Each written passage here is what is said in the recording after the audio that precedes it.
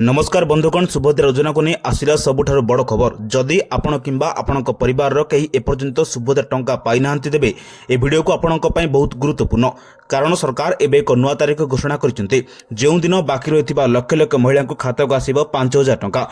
बंधुगण उपमुख्यमंत्री प्रदीप परिड़ा सूचना अनुसार आसंता मई 4 तारीख अर्थात आसंता काली सुभद्रा योजनार बड़ पेमेंट रिलीज होगा जाऊँगी।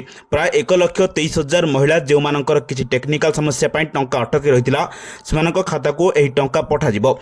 एबे आपण केमिति जानिबे आपणक ना ए लिस्ट अच्छी कि नहीं एथिबे आपणको सुभद्रा योजना रे ऑफिशियल वेबसाइट को जाई subhadra.odisha.government.in को जाई आप देखिबा को पड़िबो। सेठारे बेनिफिशियरी स्टेटस ऊपर क्लिक कर निजर आधार नंबर दे आपण चेक करि परिबे। जदि आपणक स्टेटस अप्रूव्ड देखा दउची तेबे खूब शीघ्र आपणक मोबाइल को टंका पठाजिबार मेसेज आसिबो। आउ एक गुरुत्वपूर्ण कथा जो मानकर आवेदन खारज बा रिजेक्ट होइथिला सेमानक पई पुणी थरे जांच प्रक्रिया आरंभ होइछि। जदि आपण योग्य हिताधिकारी तेबे आपणको निराश हेबाको पड़िबो नाही।